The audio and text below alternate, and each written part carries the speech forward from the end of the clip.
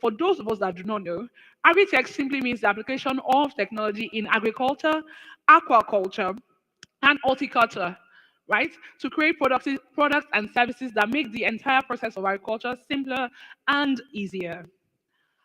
EFA has leveraged on this knowledge that technology, that agritech is the future of agriculture to create AYuTe. AYuTe is one of the most ambitious agricultural competitions on the continent. That deserves a round of applause. Thank you. It is a competition that recognizes that the power of African youth and the many possibilities of emerging technologies, when combined together, can support smallholder farmers across Nigeria and Africa to grow their businesses and incomes, leading to a transformative force. You will agree with me that the youth is the power force of any nation, an energy source with limitless potential, which, when directed to the right channel, can transform an entire nation. Combining agriculture, the power of youth and technology would not only transform Nigeria, but Africa as a whole. According to Yemi Asubajo, the Vice President of Nigeria, he said, and I quote, the fundamental for the sustainable growth of Nigeria is not in hydrocarbon, no, it's not oil money. It is agriculture. Today, through the AYuTe competition, EFA Nigeria, having gone through a rigorous process to identify some of the best agri-tech innovators in Nigeria, is set to boost their businesses and set them on a path for greater growth and impacts by not only offering mentorship to these companies, but also providing the top 3 innovators with a share of $20,000. Every one of them, thank you. You can clap. Thank you. Thank you. Every one of these innovators here today are already winners, and we are beyond excited to learn a bit more about their innovations during the pitch sessions. As you can see, I can happily continue to talk about agriculture and youth power today, but I think it's best to leave the rest of the conversation to the panelists, to our guests, and to you, our esteemed audience. So it is with this great pleasure that I would love to invite, with a round of applause, please, from the audience, the country director of EFA Nigeria, Rufus Idris, to give his opening remarks. Please give him a round of applause. Thank you. Thank you so much.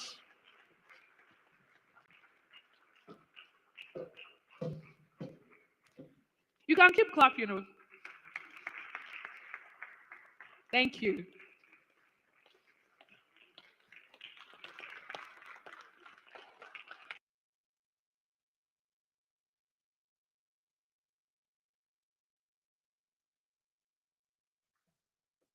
Good morning, everyone. Can we all hear me loud and clear? You're welcome, and thank you so much for making the date with us on this special edition of the AYuTe Africa Challenge Nigeria. We're all here today to jointly envision the future of Africa's agriculture, particularly Nigeria's agriculture, knowing the critical and important role that Nigeria plays within sub-Saharan Africa, within the continent, and also globally.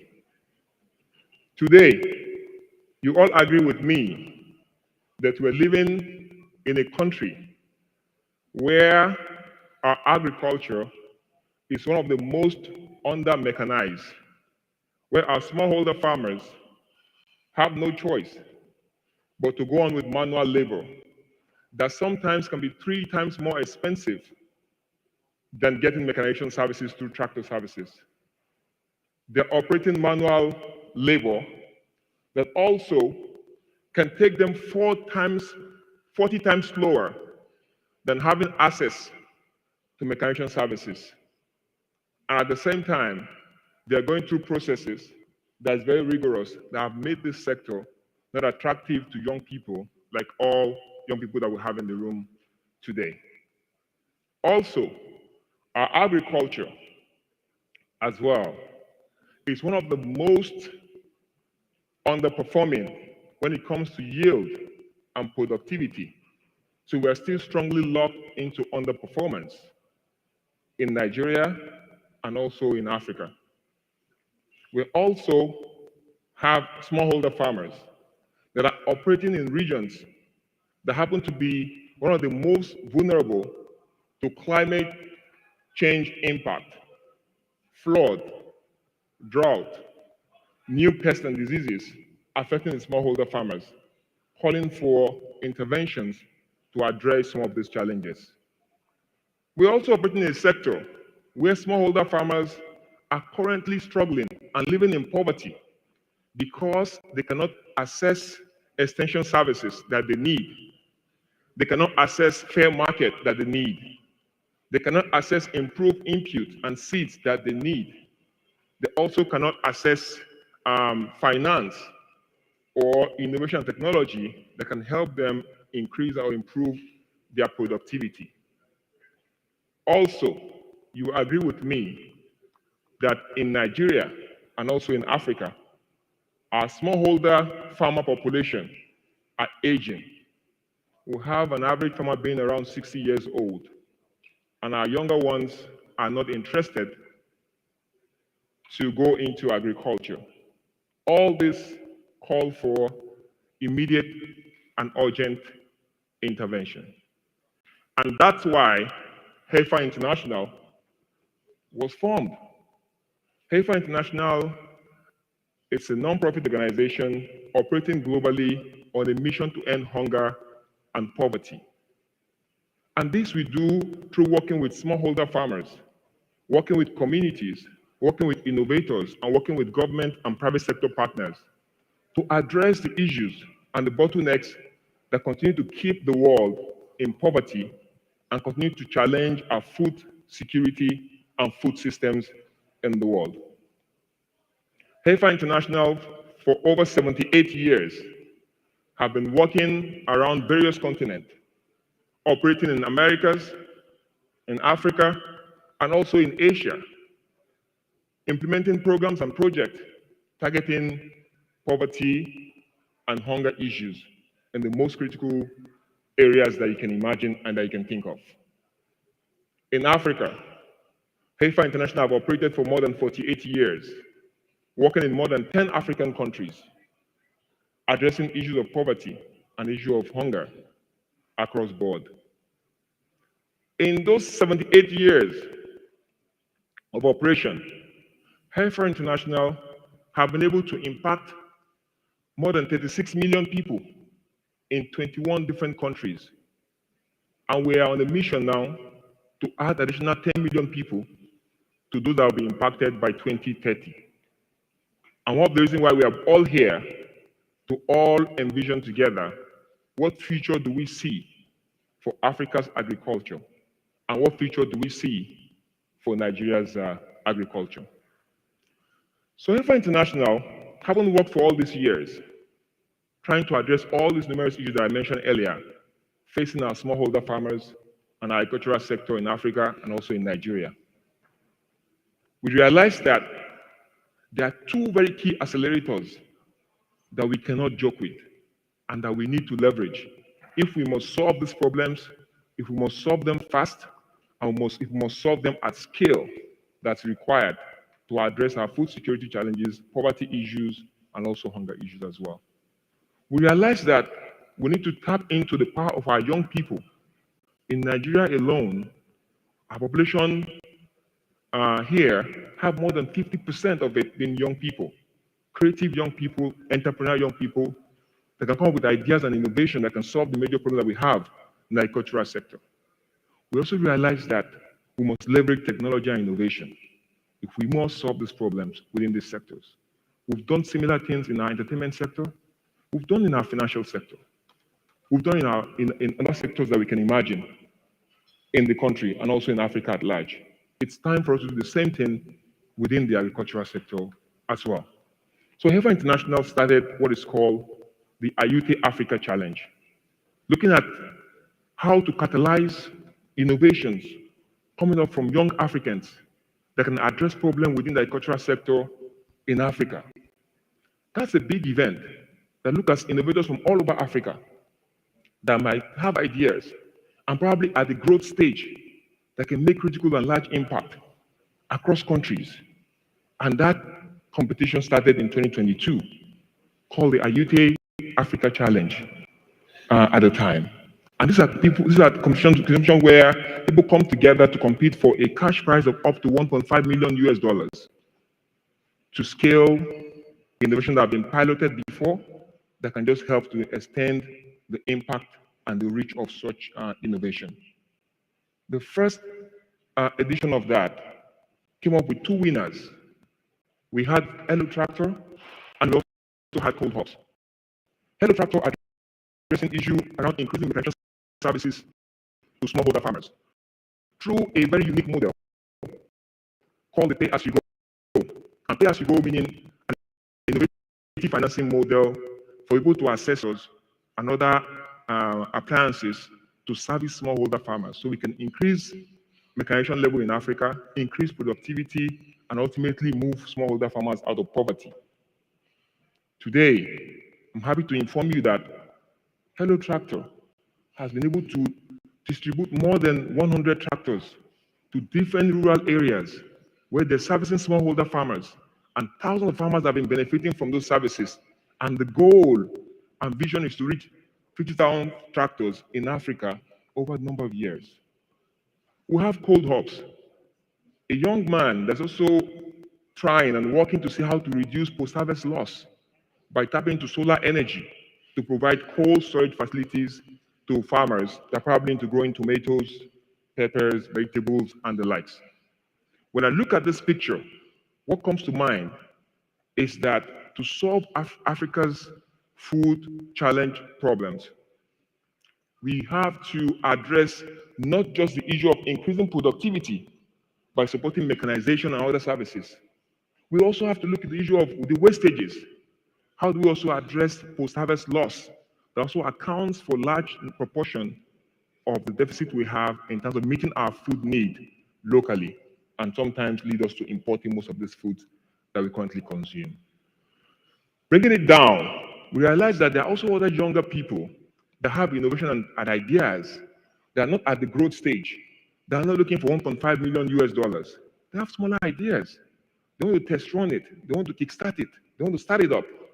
But they don't have anywhere to get the financing required or the mentorship or the hand-holding that they require to put that into play.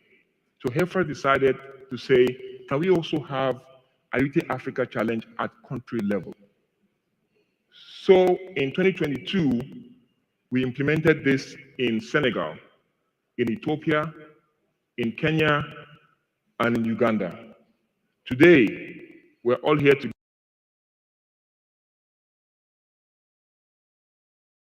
of Nigeria implementation of AYuTe Africa Nigeria. Please, a round of applause, please, for Heifer International. And today we're here in Nigeria. We're here in Lagos to jointly see and witness this special occasion where we will have young people discussing what is the future of agriculture for us. How do we get more younger people to be involved and interested in agriculture? How do we get more people to support solving the critical problems that the smallholder farmers face in the current challenges that we have, and make us to continue to be a food deficit country where we import a lot to meet most of our local food demand and local need.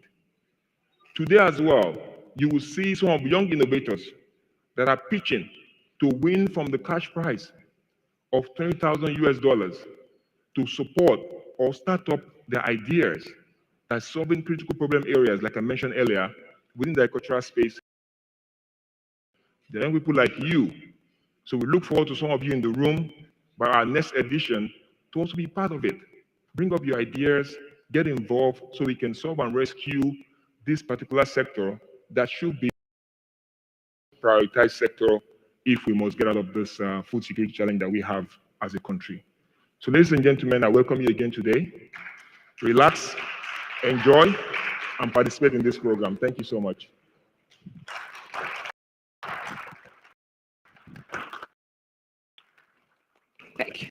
Thank you so much, Rufus Idris. Please give him a round of applause. One more time. Thank you so much, sir. And I think we've learned a lot from what he said. I particularly, I am very now interested in agritech. If I can't code, at least I can be a founder. I think agribusiness has always been interesting to me because I feel like people have to eat 3 times a day, right? So if I eat 3 times a day, it's like 3 times as many. And now, young people used to look at agriculture as it's a dirty work, I have to go to the farm, cow. But when you look at the combination of agriculture and technology, in the next 5 years, you might be smiling to the bank, right? So I hope the stories that you would hear today and the pitches and the panel session would inspire you to also start your own solution. Even if you're not starting, you can always share your idea with someone that you think might be interested. Is that okay? Thank you all so much. Mr. Rufus has started us very well on this journey, and without further ado, we'll be sharing with you videos that are designed to not only inspire you, but also welcome you to this event. We'll be hearing from the Senior Vice President of AFA International, Adesiwa Ifedi. Please give her a round of applause. And Heifer.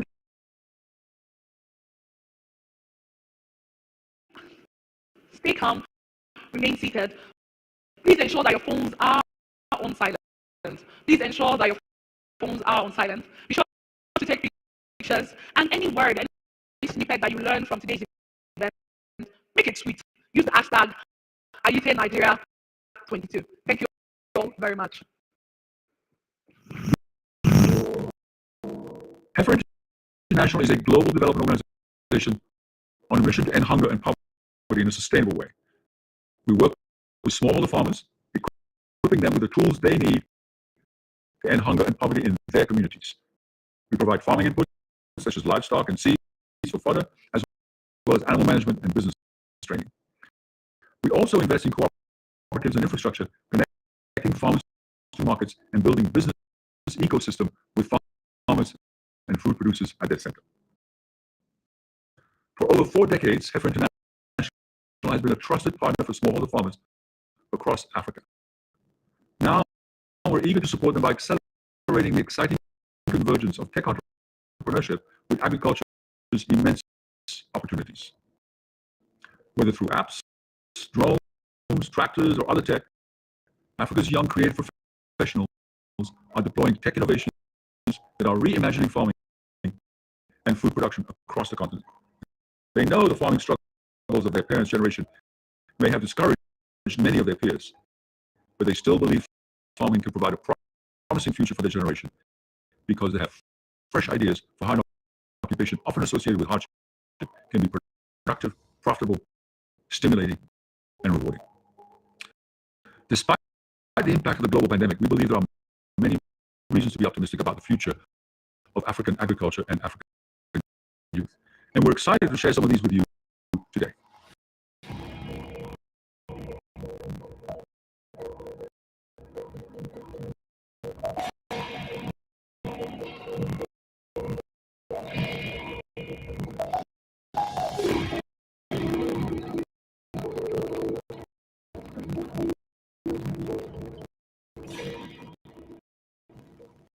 Heifer has been working in Africa in the last 45 years. We are working in over 11 countries in the continent. And our passion is really to ensure that smallholder farmers are able to reach a living income, that the income generated across the value chain is equitably distributed, that our food systems are inclusive, and that farmers can live a dignified life.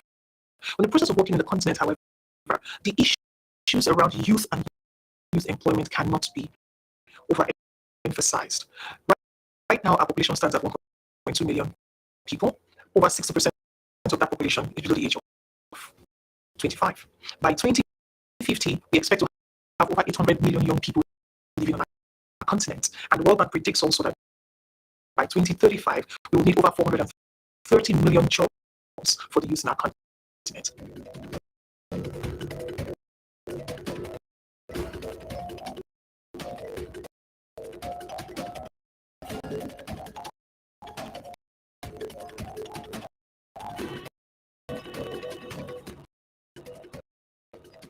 With the bulging youth population and the issues of unemployment with the young people, we now also have the scenario where we have an agricultural sector with the world's largest arable land for farming, but also a sector that is underproducing. We have the lowest productivity per hectare in our continent. We have an aging smallholder farmer population who currently account for 60% of the food on our table. So here we are with a sector that could create jobs and transform the continent and improve GDP. However, the future workforce for that sector is unwilling to go into the sector simply because the sector itself is not attractive and is not considered to be a career for the future. And this for us in heifer, we saw these two challenges as the dynamics that if brought together effectively and leveraged through technology can actually become an opportunity.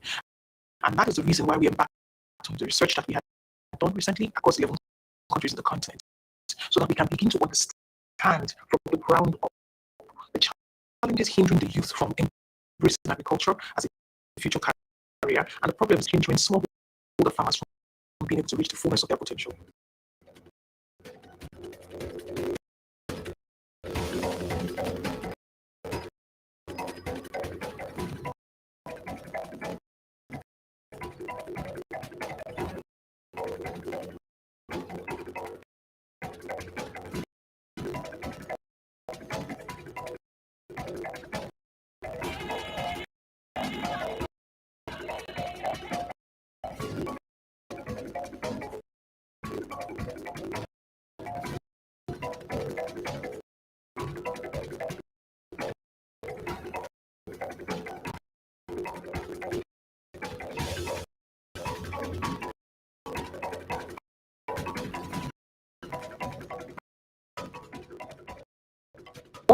The things that we learned from that report is the impact of COVID.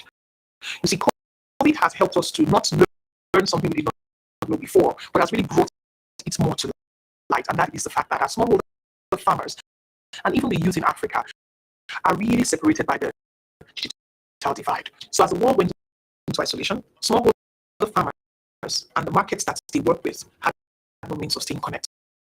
So the rest of the world was able to get online, sit on Zoom calls, go back to business as usual, leveraging technology. Smallholder farmers and the communities where they live and work do not have those privileges because they are living in low infrastructure environments.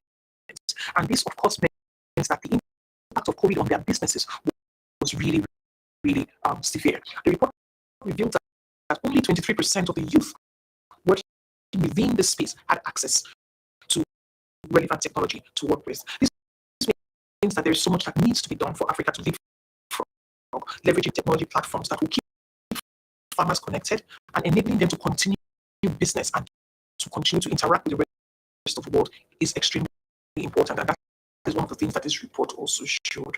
The need also to make the sector more technology enabled so that the young people who are passionate about wanting to work in agriculture can also be able to bring in their tech passion into the sector and solve the problems that are needed across the sector to make smallholder farmers remain connected to the markets that they serve. This technology must be compatible with the smallholder farmers' challenges, with their level of education, with the price point that the smallholder farmer is able to afford, to ensure that there's a sustainable solution and not a solution that is not sustainable or not suitable for that environment where these farmers live and work.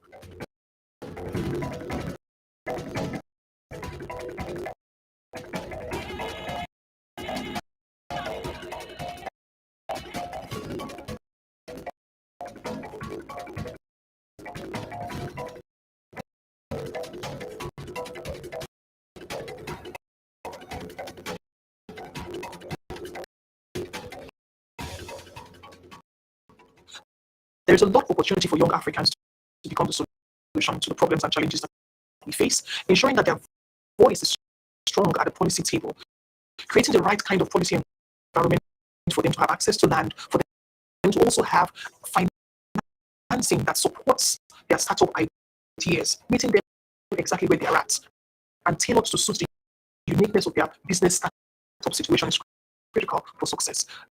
To drive this transformation, the report has clearly shown that the youth are passionate, willing to leave the urban areas to come back to the rural areas, but require the support and the enabling environment for them to be able to do so.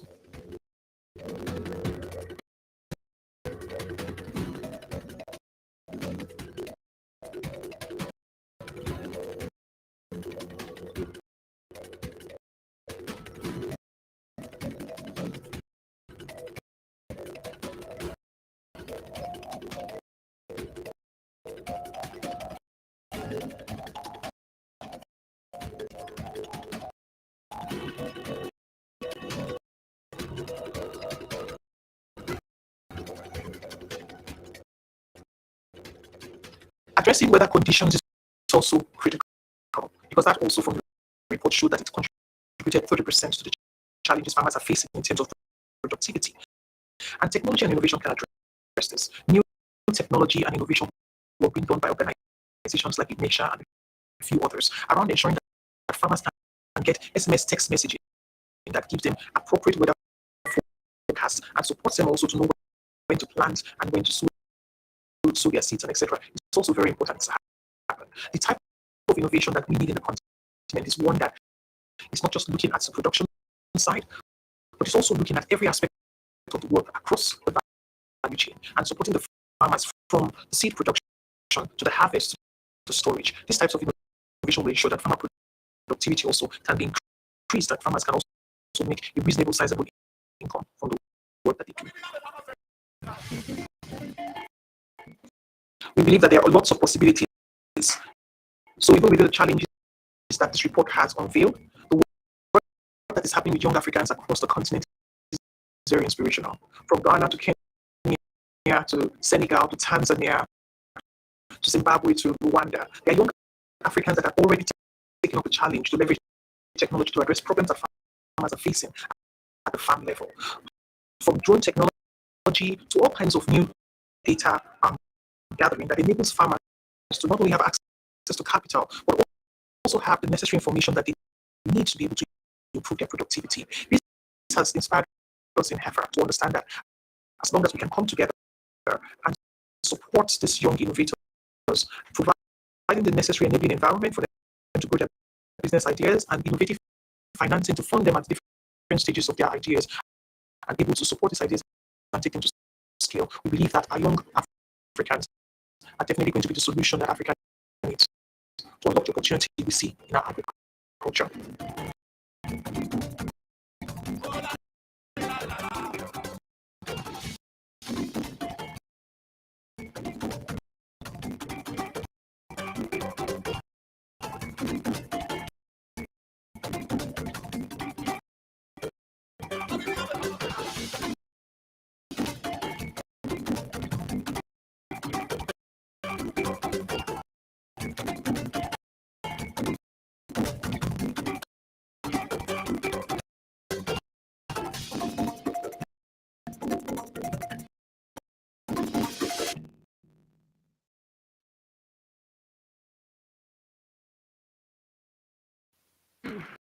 Thank you all so much. As we've learned from that video, agritech is the future of agriculture. And I know we've seen this change in the tech sector, in the health sector through tech, in the financial sector through fintechs. And I am here to remind you again that agritech is the future of agriculture. And Heifernigeria and Heifer International as a body haven't identified this as organized by AYuTe. And this is why we're here today, because we are going to be showcasing some of the best innovators in agritech in Nigeria are going to be pitching here today, not only for a share of $20,000, but also to inspire you. I'd like to say something that you are the change you have been waiting for. A lot of us, we see problems in agricultural space and we're like, what can we do? I'm so little, like I'm a speck in the ocean, but no, you're not. You are the change you've been waiting for. The Honorable Commissioner of Agriculture of Lagos State, Miss Bisola Olusoya, who was present at the launch of this program and had to give a very powerful message, and sent a representative, the Director of Agricultural Training Institute, Mr. Emmanuel Fatai. I would please give a round of applause to join us today for this program. He will be giving us a goodwill message from the Honorable Commissioner. Please give him a round of applause. Thank you, sir. Good morning. Sorry, good afternoon, ladies and gentlemen. Good afternoon, ladies and gentlemen. I'm sure I'm talking to people who are far younger than me, and I expect vibrancy, I expect energy in the house. Good afternoon, ladies and gentlemen. Thank you very much. I bring you greetings from the Honorable Commissioner for Agriculture in Lagos State, Ms. Bisola Olusoya. Thank you. She's very passionate about programs like these. And as rightly introduced, she was here at the last edition, and gave the keynote address also at that program. And she sends apologies for not being here personally. We all understand the times that we are in Nigeria, the political environment that we are in now, and the demands it makes on most of our political officers. And so she has sent me to rep her at this event, and also gave me a prepared speech to present on our behalf, which I will try to adumbrate and then speak to as quickly as possible. Something happened during COVID period where there was a lockdown, everyone was at home, nobody needed much fuel, nobody needed clothes, nobody needed to buy a vehicle or change TV, but everybody needed food. Every household required food, so much so that we saw the break-ins and to food storage warehouse where food were stored. They were breaking there and people were taking out the food because at every point in time there's always a demand for food. In Lagos State, we have that every day food worth 9 billion naira is consumed every day, single day in Lagos State. And you can expand that across Nigeria, take that across Africa. That tells you the immense potentials that the food systems or the food value chain brings to the table in terms of economic gains to value chain actors, especially our youths who are seated here today. My daughter, who is a graduate of one of the foremost universities in the country, sat me down one day and said, "Daddy, why are you not a doctor? Why did you do engineering? Why fisheries? Why agriculture?"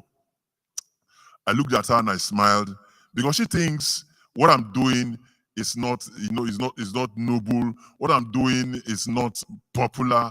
What I'm doing is, is not where you wear the white shirt, the purple tie, the blazer, and all of those stuffs. But my hands get dirty most times. My shoulder gets dirty most times. She looked and said, "Why are you in this field?" I looked at her and said, "Fisheries paid your school fees. You need to celebrate that. Agric took you through school. You went to the school you attended and you rubbed shoulders with people who were in the banking sector, who were in engineering, who were in medicine, because your father decided to take on the line of fisheries or agriculture." So I see us seated here today, our youths who are here today. I see a bright future for you in the vocation or the enterprise that you are being launched into today. In the next 30 years for Africa, well, Africa has about a population of 1.4 billion, as I'm told, in fact, the record says at 28th of November, about 1.4 billion in Africa. And that by 2050, this figure will double, and it will also double again at the end of the century. So Africa, by the year 2100 or thereabouts, will be approaching a 4 billion population figure. Now, as population is increasing, there are many challenges that come with it. But with the challenges comes immense opportunity. These are mouths that must be fed. And that's where we come in. The immense opportunity it throws open to us as you to participate and take advantage of the economic benefits that will come up is what I'm bringing to our youth who are in the house today. And of course, to everyone who has been that should I invest in agriculture, should I go into agriculture, the opportunities indeed are there, and it is indeed immense. And I would like to encourage you to take the bull by the horn and come to and join us in this space, knowing very well that at the end of the day, the Ferraris, they are there for us to take on to. That is what I'm bringing to the table today. So in talking of Africa in the next 30 years, what should we be doing to ensure that our food system is able to meet up with the demand? We should increase investment in mechanization, as I've been told. We should increase investment in mechanization, develop technologies, invest in developing viable seeds such that productivity per square meter is greatly enhanced, and then this can become more encouraging to our youths in this space. As a government, talking of technology, we started the project similar to what has been said just now, and that project is called Tractor on the Go. We have acquired brand new tractors with implements, and all of this is designed to be taken out on a tractor hailing app, just like you have the hailing taxis around. You sit as a youth, you are in the comfort of your farm. you know, request for a tractor, and the tractor and the accompanying implements are brought to your farm to assist in mechanization of the farming system. That's what we have done as a state government. Still looking at that also, if you want to clap, please do. Now, when you look at our market system, our food systems, it's characterized by about 3 or 4 factors. 1, wastages. 2, unhygienic environment. Let me stop there. So as a government, we are looking at establishing modern food storage systems, which we call the Lagos State Central Food Systems Logistics Hub. We are developing this hub at K2 on the way to Ekpe. Now, the essence of this system is that food can be stored within the system with all the auxiliary infrastructure that is required to preserve it and ensure that should there be distortion with this system, Lagos will have food stored that will last at least 90 days for residents in Lagos State. Now, while doing that also, we also stepped it down to what we call the mid-level agro-produce hub. And we have developed the pilot of this at Mushin, Idioro. The project is about 95-97% completed and will be launched before the end of the year. Now, this is to modernize how food is presented, how food is sold in a clean, neat, and hygienic environment with international best standards brought to play.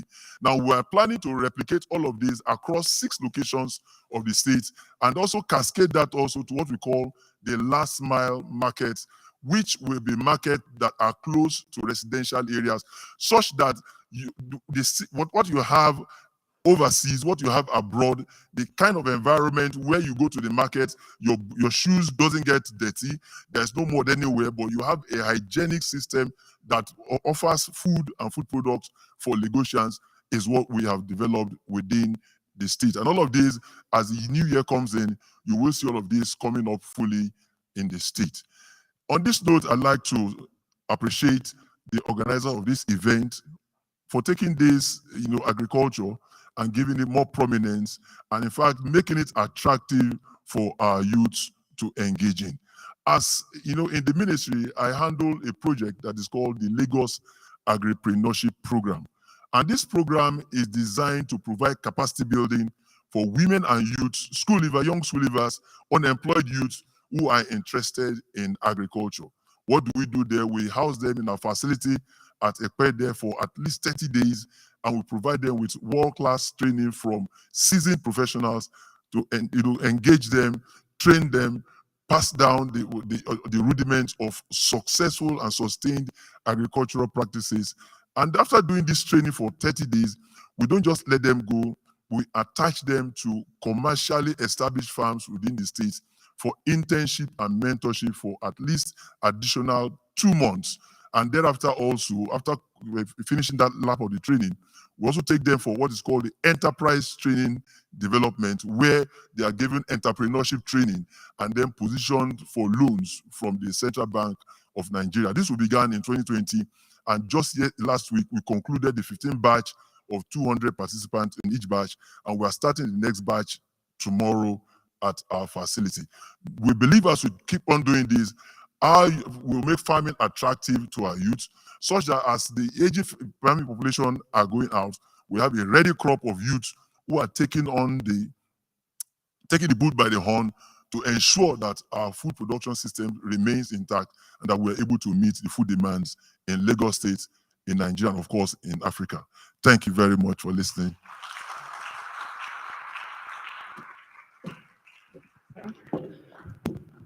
That was a beautiful one by the Honorable Commissioner, ably represented by Mr. Emmanuel Fatai Aldu, the Director of the Agricultural Training Institute. Please give him a round of applause one more time. If there's anything I've learned from what he said, is that when agriculture comes calling, you say yes. You say what? You say energy. You say what? With a loud voice and with a lot of energy. Agriculture is not just the future. The future of agriculture is not just bright. The future is now. And when agriculture comes calling, you say yes. There was a lot of quotable quotes, let me use that word, from what the Honorable Commissioner said. Please don't forget to tweet at heifernigeria and use the hashtag AYuTe Nigeria Challenge or AYuTe Nigeria 22. Thank you all so much for being a very kind and patient audience.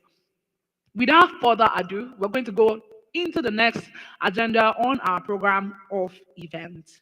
We would be hearing from our keynote speaker. Please give him a round of applause. Yes, we'll be hearing from our keynote speaker, Shri. Shri is the founder and CEO of Kuza. Kuza is an innovative social technology enterprise leveraging its community engagement methodology and digital infrastructure to empower frontline smallholder farmers through an innovative digital catalog of learning content. Shri could not be with us physically, but would be hearing from him virtually today. So don't forget to put your phone on silent, tweet what you learned from the session, and trust me, I'll be back to even ask you what you learned. So let's be patient and thank you all so very much. Good morning. I would like to thank Heifer for giving me this opportunity.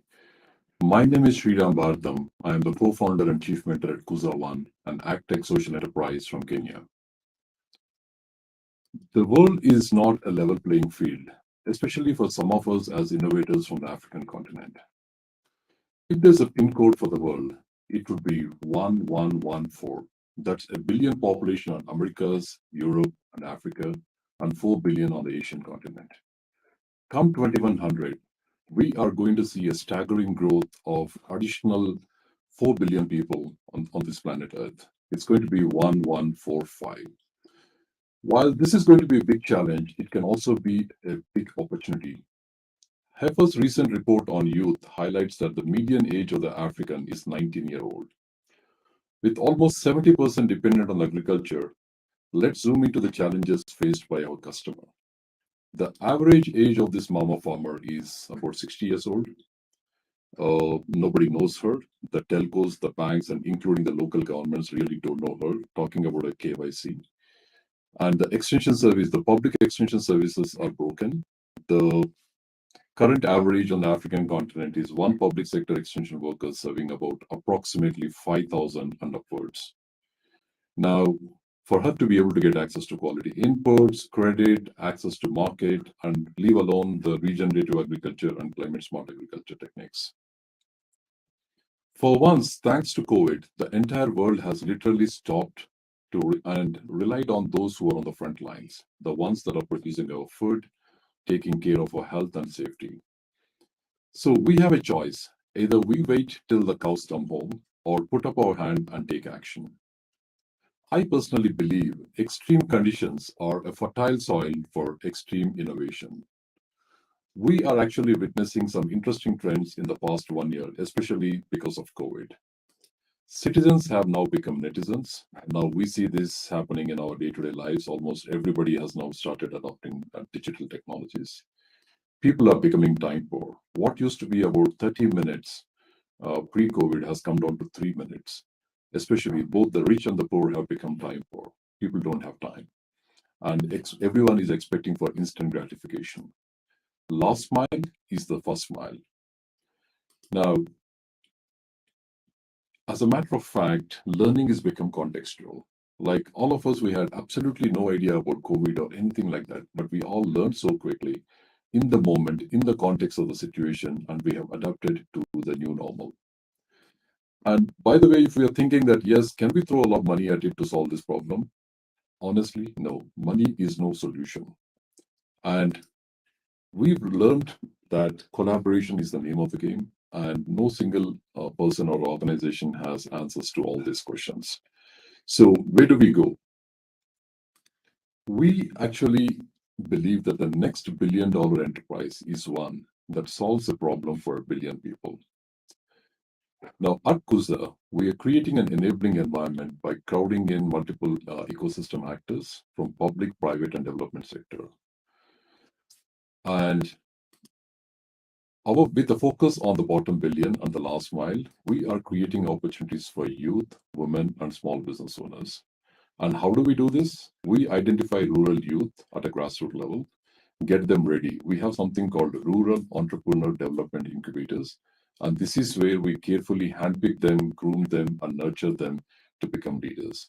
And this is where we run a program called Leadership Academy, which runs for approximately 3 to 4 months.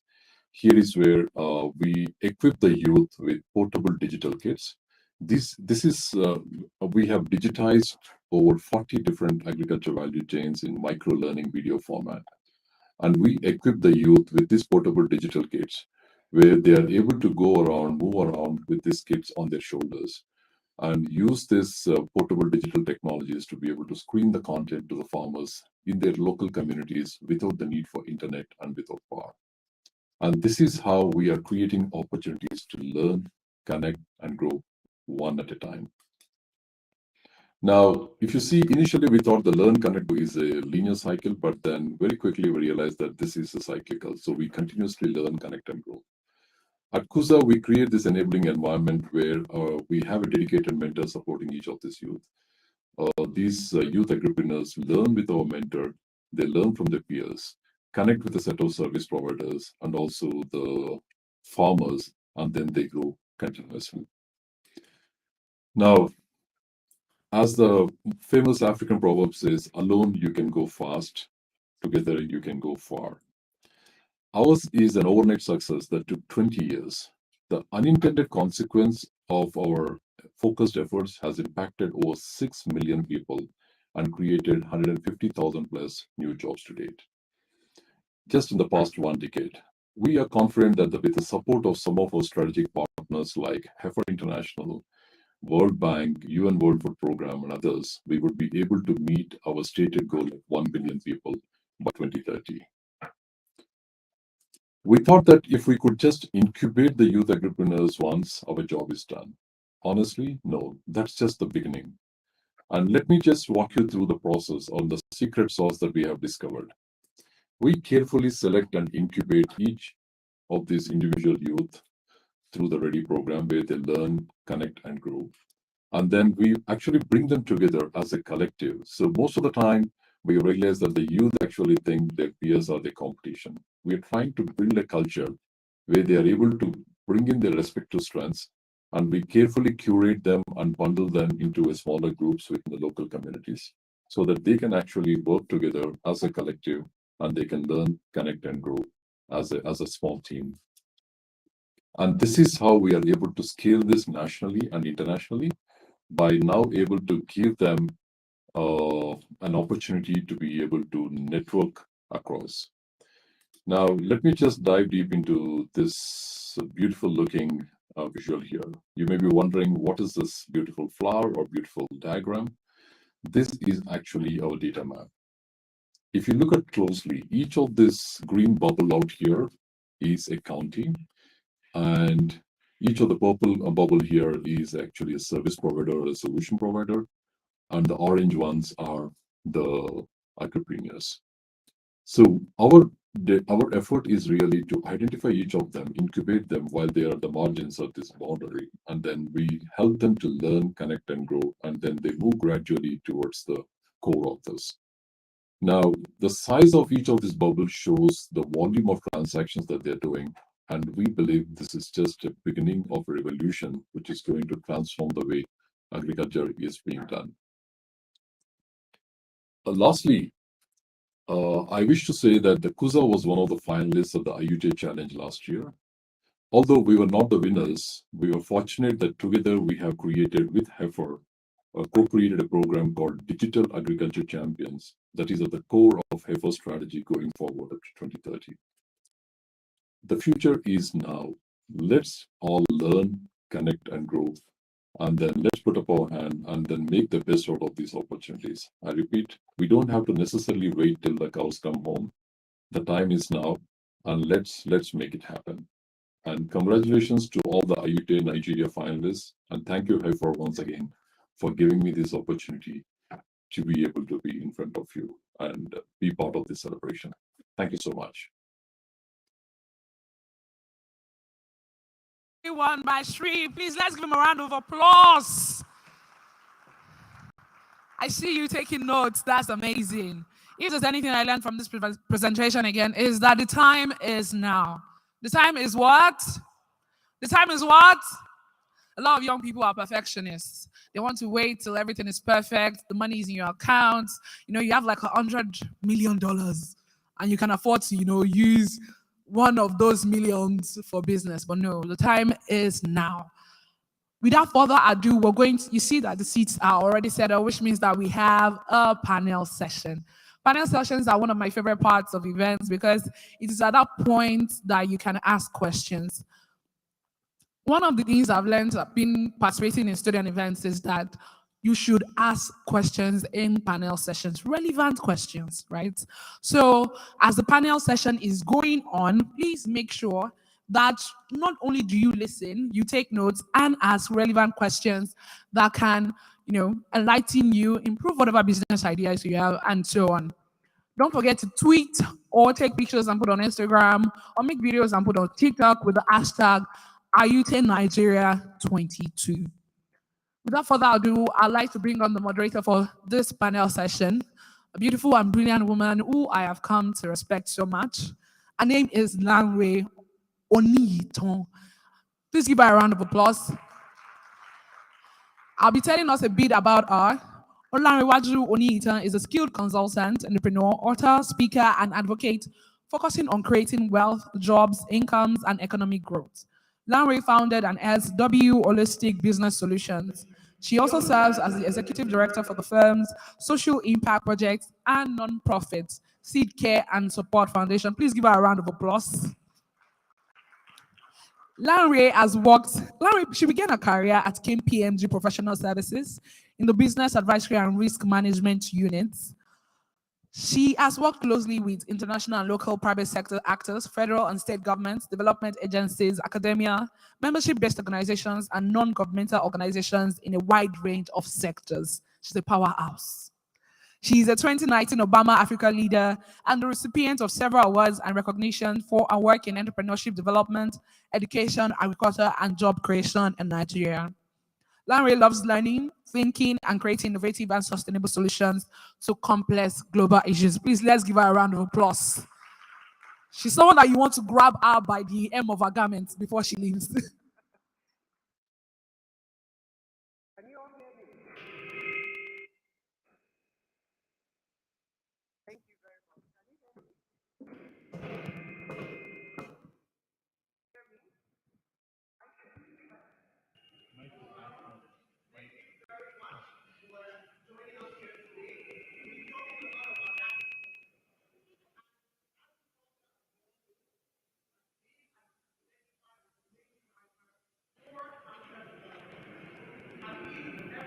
She's supposed to have a mic on. Yeah, she has a mic on.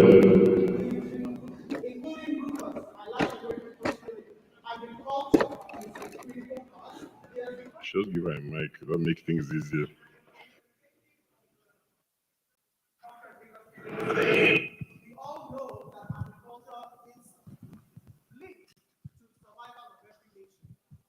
It's very important. Now, today in Africa, young professionals are developing and deploying tech innovations. We've seen several tech innovations today. We've been told about Hello Tractor and Cold Hubs, who were the AYuTe winners at the regional level. These entrepreneurs are showing that agriculture is a profitable career choice. And as young people, we know that agriculture is not just a career of last resort. It's a career that we can all look forward to taking up and making a lot of money while doing it. Agriculture can be profitable. From drones that can detect crop diseases to solar-powered cold rooms and refrigeration hubs that prevent food waste. We've seen so many of these innovations today. Now, Heifer International believes that the future of agriculture hinges on providing these opportunities for young African innovators to transform the continent and the agricultural landscape. And we're here today because of the AYuTe Africa Challenge, the Nigeria edition. This year, we've seen the regional accelerator go down to different countries. As the country director mentioned, Rufus, we've seen this competition happen in Ethiopia, in Kenya, in Rwanda, in Senegal, in Uganda, and now in Nigeria. Can we give Nigeria a round of applause? I would like to welcome you to AYuTe Africa Challenge 2022 finale. Who's excited? It's been a long journey, and we're excited to have with us young entrepreneurs working across the agricultural value chain in Nigeria, showing us the power of innovative youth. Please welcome with me on stage some of Nigeria's finest agricultural innovators. They're not the ones pitching today, but these are young entrepreneurs that have done so much in the Nigeria's landscape, and I'll be having a conversation with them today. First up, I would like to welcome on stage Onyekachi Ekezie, the CEO, Captain Foods. Please, let's give him a round of applause as he comes on. What?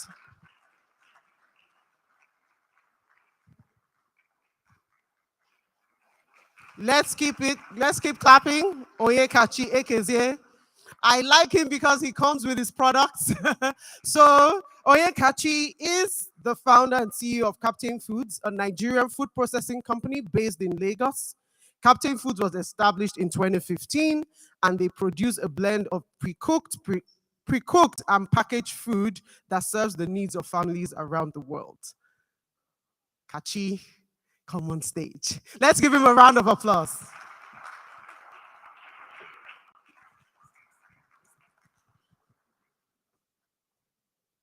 Next up is another fantastic young man. He's a friend of mine. His name is Ayo Arikawe. He is the co-founder and CTO of Thrive Agric. Ayo?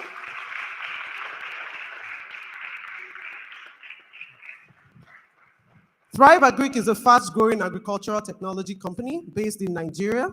They are passionate about ensuring food security. It was founded in 2017 based on a vision to build an Africa that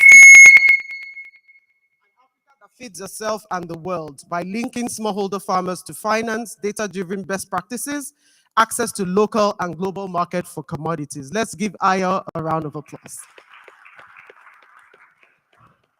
And this panel will not be balanced if we do not have my dear friend, Olufumibi Asumono, Partnerships Project Manager for Polar Advisors. Let's give her a round of applause. Let's keep clapping, let's keep clapping.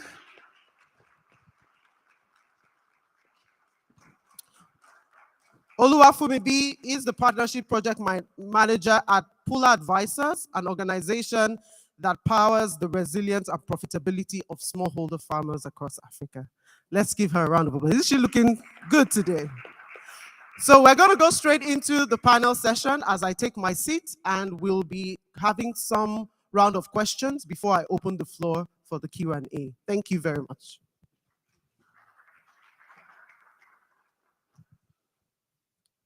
So the first round of questions would be to anyone that would like to start, and it's open to either Ayo, Fumibi, or Kachi.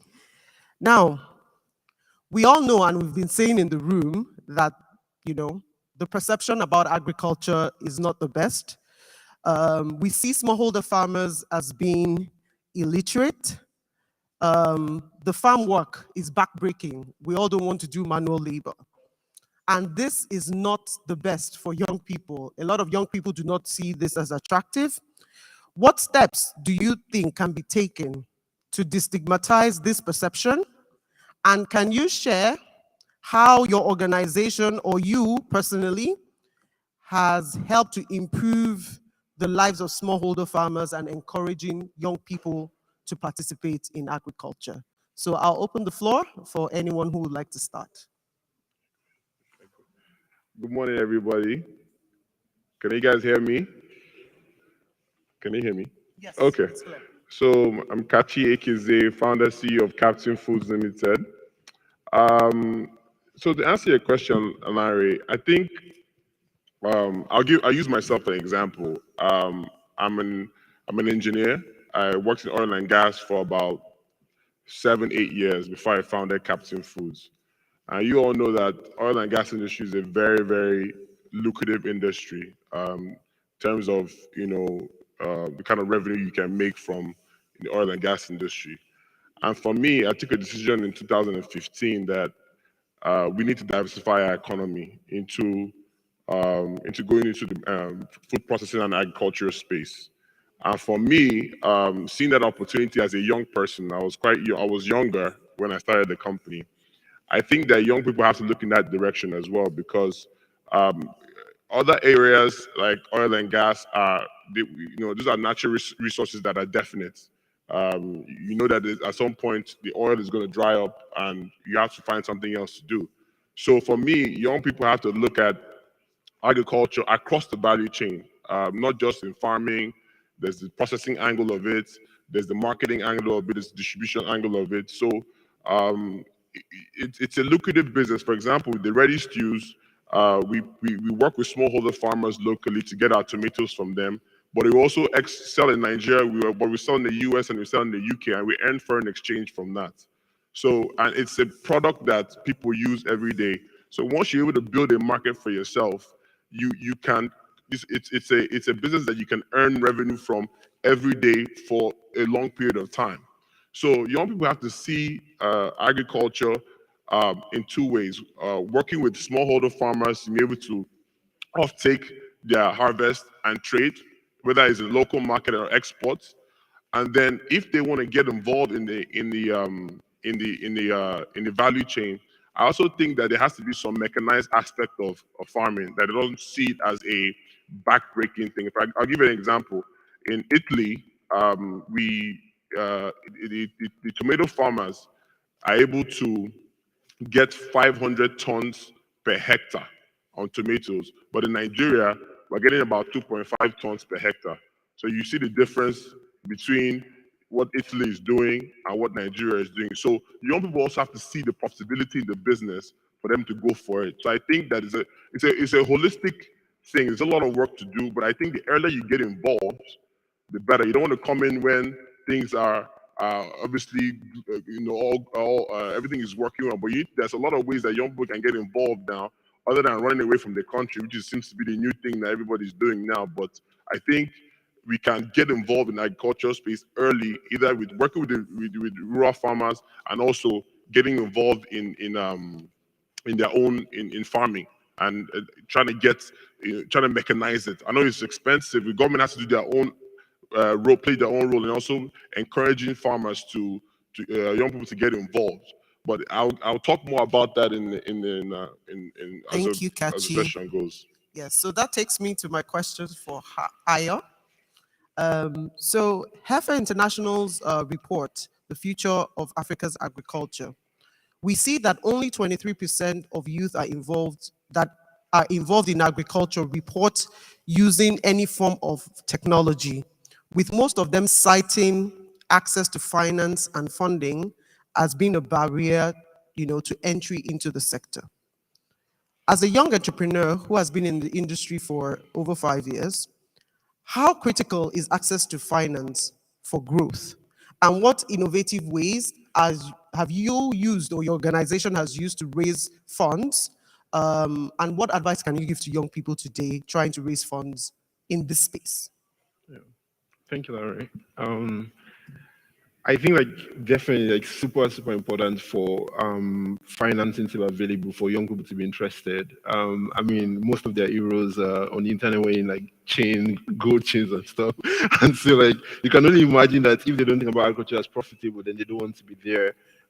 I think what we've done, and I think what I tell young people all the time when we got started was we just started literally with what we had. I think our very first transaction, my co-founder and I went to school together, and then after university, we met this other friend who's that at the soybean factory, and he said they are challenges sourcing soybeans. And so what we would do typically is, I was in Lagos, he was in Benue, so we go to Benue, work with the farmers, load the truck. I'll go at 3 a.m., stay at the factory, and just ensure that the delivery process went well. And that was typically how we got into agriculture and how we started that. And I think that at the point when we got our first investment, which was in 2017, our first equity investor, it was really that story of we're not waiting for an investment to get started. like we're actually on the field. So I think like for young people, the very first thing is like, what have you done so far? Like even if it's literally like going to buy tomatoes in Kano, getting into a car and supplying to Kachi that pays you 50,000 naira for it, right? And you do 3 trips of that, like people then know that you've done something solid. But I think like beyond that, starting what we've done at Thrive. So today we work with about 450,000 farmers across the country, and we've provided about $150 million in financing to them. And we've done that. We've built something internally called the Agriculture Operating System. It's a suite of apps, works entirely offline. Is able to go through, capture critical data around the farmers, things from his planting history, his willingness to lend, puts them into trust groups, and then provides credit to them. And then obviously providing them advice, whether it's things around based on rainfall patterns, sort of seeds to use, sort of fertilizer to use, and at the end of the day, helps collect the harvest and sell. So sort of end to end. And I think for us, we then plug this to banks. We rely on that data to provide lending to farmers. And I think like what's critical is they're able to, because for most of them, when you say there's an Aisha Mohammed in Kaduna, it's just a name. It means nothing, right? But like with the platform, they're able to see, oh, this is an Aisha Mohammed. She's lived in this environment for 20 years. Our community leader trusts her. She's in a trust group of 3 people that want to cross guarantee her. She has been planting maize for over 5 years. Our yield over time has been 3 tons. And now, if we give her a loan, we can get that to 6 tons. So that's what we've been doing to be able to drive financing as an organization. But I think even beyond the smallholder farmers, actually all the young people involved. So today, we have about 2,200 people working at Tribal Greek, and the average age is about 27, right? So like, and these are not, they are not. They are, when I say working, they are not on the farm, right? They are not like picking rice or anything. Like they're literally like, so some people are working in tech, some people are working in business development, some people are working commercial, some people are working in sales. So when we talk about working in agriculture, it's not really until you are on the field itself, like carrying a hoe, right? But beyond that, also, as I said, even with those farmers, there are new things that can be done. You can work on like you can become a drone sprayer, right? You can buy a drone, help people map their lands, spray their lands. You can become an extension service agent, even with us today. So for most of our extension service agents, they're basically on a bike with a smartphone, going around these communities, providing advice to people. So I think like those are some of the opportunities that exist for young people in this space. But I would say, specifically as regards financing, one thing that is super critical is get started, right? Like just have a proof of concept, have something that you are known for, and like you've been consistent in over time. And then as the funding opportunities come, you can then leverage that. And then breaking the bit also, as I said, there are beyond there's grants, there's debt, there's equity. So don't lock yourself into like one sort of finance. Just open process and see what's available. Thank you, Ayo.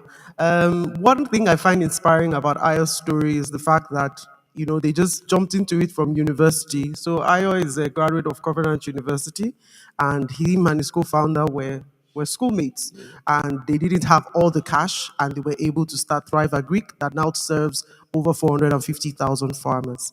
That is very, very inspiring. I'm going to move to Fumibi.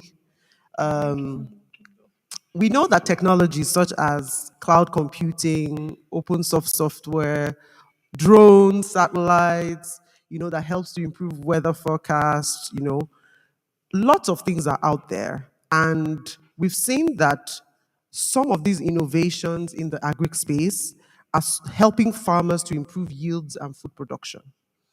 Now, do you think that the Nigerian youth can play in the agri-tech space and contribute to the innovation springing up in Nigeria and across Africa? So do you see space for young people in this whole thing that is going on? And how do you think they can tap into this opportunity? Absolutely. I do see space for the young people and young Nigerians in the agri-tech space. And that is why we are even here today witnessing these young Nigerians kind of create innovative solutions that aid the agricultural ecosystem to be more productive. And I think what I really want us to focus on and be very cognizant of or wary of is the roadblocks that prevent these startups and these budding innovation solutions from scaling up. because they are definitely springing. There are more Nigerian youths that are definitely building solutions to innovate around agriculture in the agricultural ecosystem. But I think we need to focus on those roadblocks that prevent them from being just at the budding stage to actually be able to scale and increase usability as well. And so we need to be able to remove those roadblocks and encourage more of these youth to build more of these solutions and be sustainable enough to remain in those spaces and carry out the solution on a large scale. And so, because if we always see like there are so many tech solutions I can literally list right now at top of my head, but then only 23% of young Africans in agricultural space actually use any form of technology in their cultural practices. And so until we are able to get that gap covered and be able to encourage more of these people to be able to retain their sustainability in the space, we are going to be getting it wrong. And as we are leveraging technology and more modern practices, we are able to increase productivity and our competitiveness in the cultural ecosystem to curb food insecurity and poverty. And so, yes, I do see a space for us. Thank you. Thank you. All right. Kachifumi has stated and touched on some of the key reasons why, how youth can participate in agricultural innovations and, combat different issues. How can we design programs that would, attract young innovators to solve problems of smallholder farmers in this sector? Okay. There's a lot that could be done for the smallholder farmers. As you know, the educational level for the smallholder farmers either it's very low or doesn't even exist. And there are a lot of things that young people could do to enable smallholder farmers to become more, profitable in their business. Obviously, bringing in technology, but I think there's a distinction between that needs to be made between the rural office with the rural farmers, the urban farmers, which are the young, up and educated, need to come in to help bridge the gap between the knowledge base to help increase the knowledge base of the smallholder farmers. So basically, I think that we could create programs where young people know that they have access to market for their harvest. For example, someone like me in the processing part of the value chain, if young people know that, hey, we have a ready market for them, right? They don't want to go into the aspect of farming and or whatever, and they start looking for a market to be able to sell. They know that they have access to market. They know that this is a profitable venture for this. We want to create programs for them to create access to market. I think that's the biggest thing.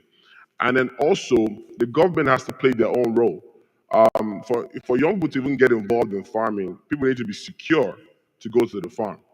Security is a big thing. If somebody is going to Ogun State to go into farming, they want to know that they can go to the farm and come back in the night.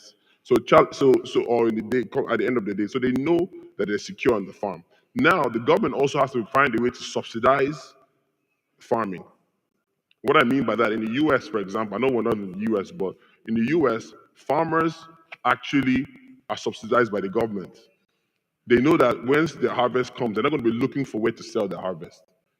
That's a big thing for them, and they're able to do that. So for me, I think is being able to, if young people understand that, hey, we have access to market, we also have an element of mechanized farming involved in this process, in these programs.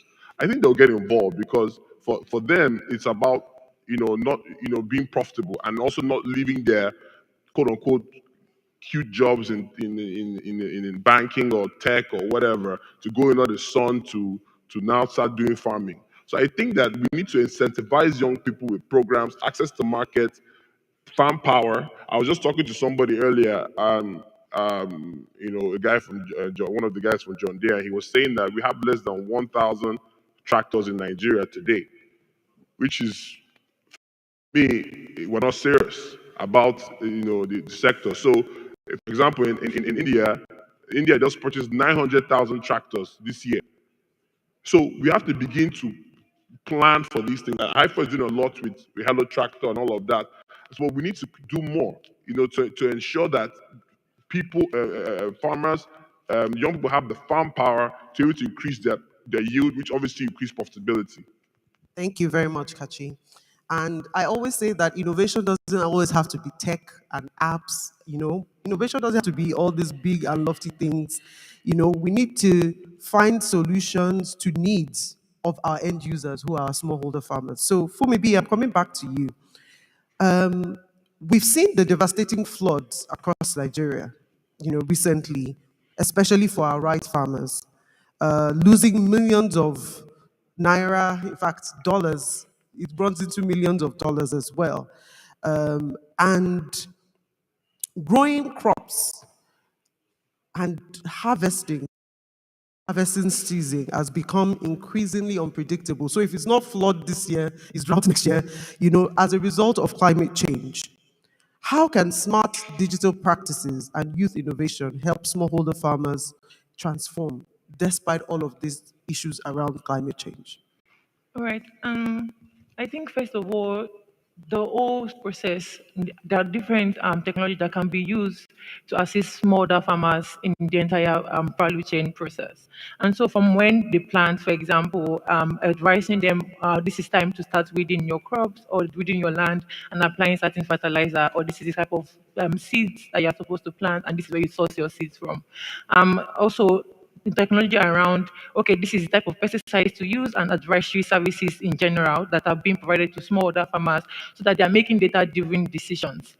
And besides those decision making, also in-season monitoring so that they are also aware of what is going on and predictive analysis that are being done so that they are aware of, okay, in forecasting the weather, for example, this is when rain is going to start and this is how much rain is going to fall.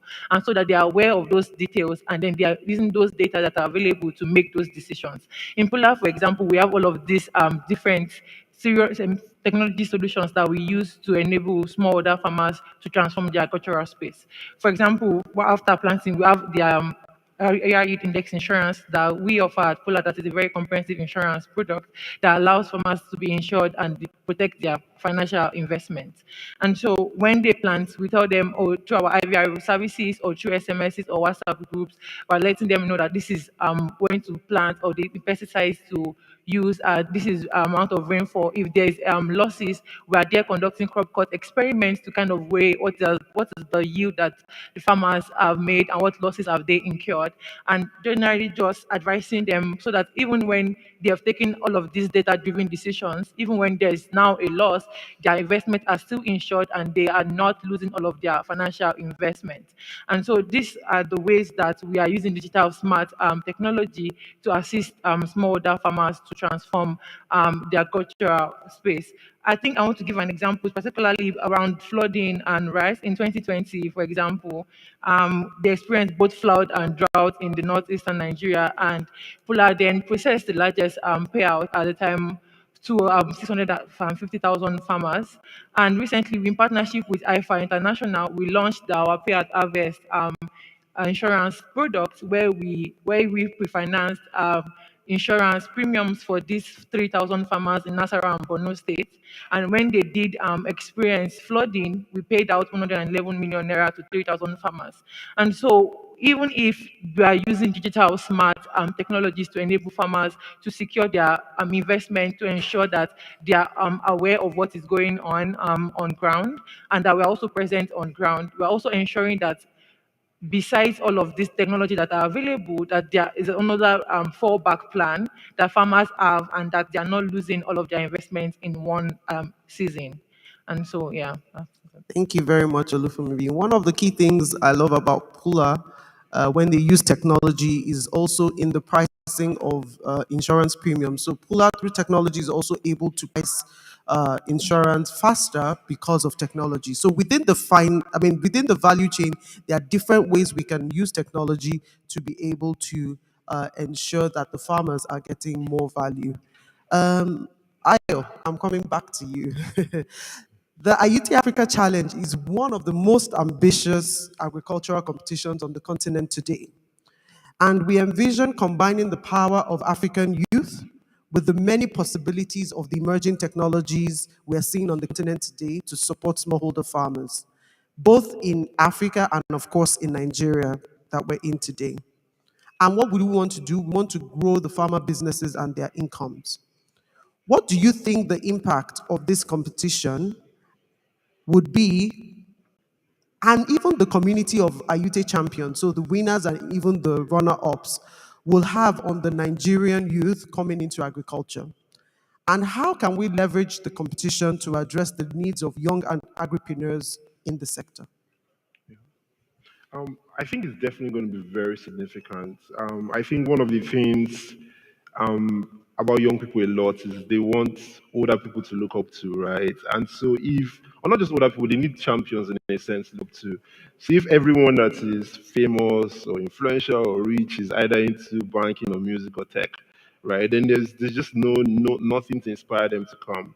And I think like with the Ayite competition, what we're doing is we're building our models. We're able to say, look at this person that was your classmate, right? Now he's on stage, he's won $20,000, he's secure partnership with AFA, and he's able to do this and this and that. And then they can look back 2, 3 years, and then there's just a model, right? They can see someone that is their age mate, so just a few years older, that they can then inspire to want to be like. So I think like those are and it's very significant for young people, and I think that's one of the things that IET does. So all of a sudden we look back 5 years from now, and then we have all these many champions that come out from IET Nigeria or the regional competitions, and then they are then inspiring like a new bunch of young people who want to come into agriculture. I think another thing that we would see is the partnership, the stamp, right? So, I mean, first of all, just even being Nigerian sometimes is a disadvantage. They're not talk of being young, right? Like, I know when I was working in here, for instance, right, because I did not wear a native when I was wearing sneakers, they were like, so you have to go back there and register. And so it's just like, there's just a disadvantage young people have every time, right? And then even when you walk into like boardrooms or to meeting rooms, you just don't look older. Nobody's interested in talking to you. But I think when you go into those rooms and then on one end you have a partnership with AFA, right? And you're like, oh, I'm partners with AFA and we're doing like just the name alone opens doors and more people want to listen to you. I think it can be really transformation for those businesses. So that's what I see. I think one is just the models and then the partnerships are able to evolve. And I think like it will definitely like be really significant in helping Africa. Thank you very much, Ayo. And on that note, I would like to open the floor for you to ask one or two questions to our agricultural models and champions here today. Do we have any question in the house? We can take one or two questions from the audience before we call it a close. We have opportunity to ask them questions about what they've spoken about, their businesses, or about themselves. Any question? There's a question here.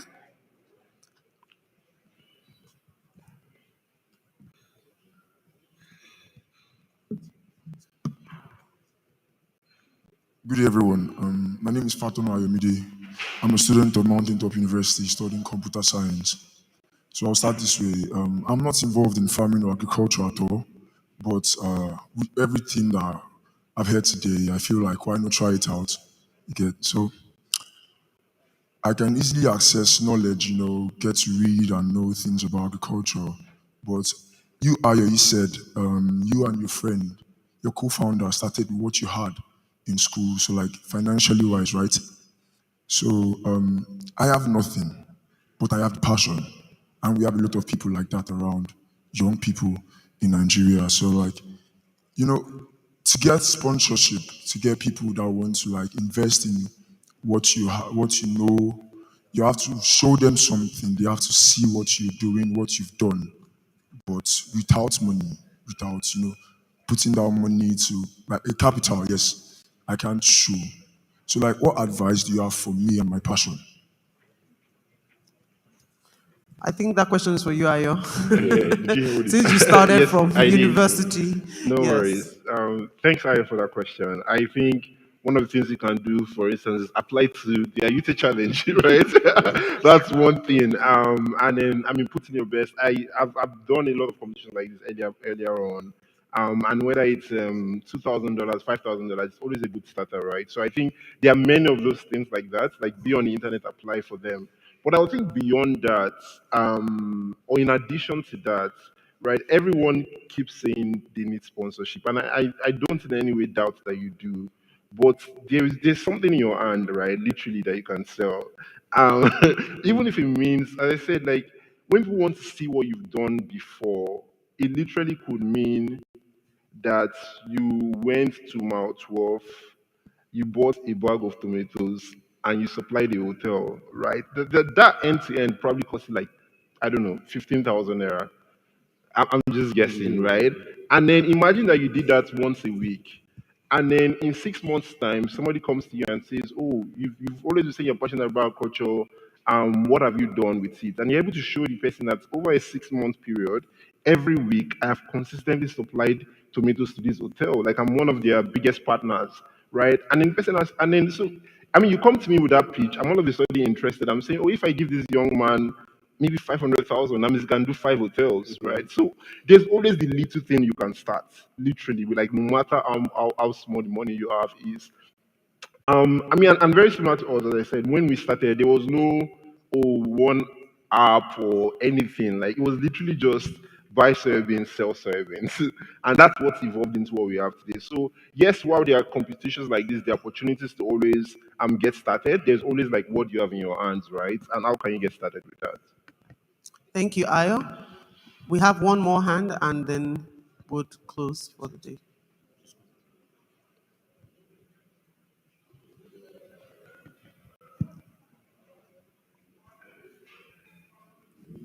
Okay, hello, good afternoon. My name is Kola Esther, and I'm a student of the University of Lagos, studying economics education. So, according to what Mr. Ayer said, I took the initiative to help students eat healthy because I noticed a breach in eating healthy in school because we are always busy studying, reading, and we don't really care about our hairstyle. And it's just a continuous cycle of eating rice, beans, and spaghetti. That's all. So I took the initiative of getting foodstuffs to the students in school. So probably like getting cheaper chicken, getting chicken and selling it at a cheaper price. So instead of me selling it at kilo, okay, why don't I sell a piece for them, and they'll be able to cook and eat.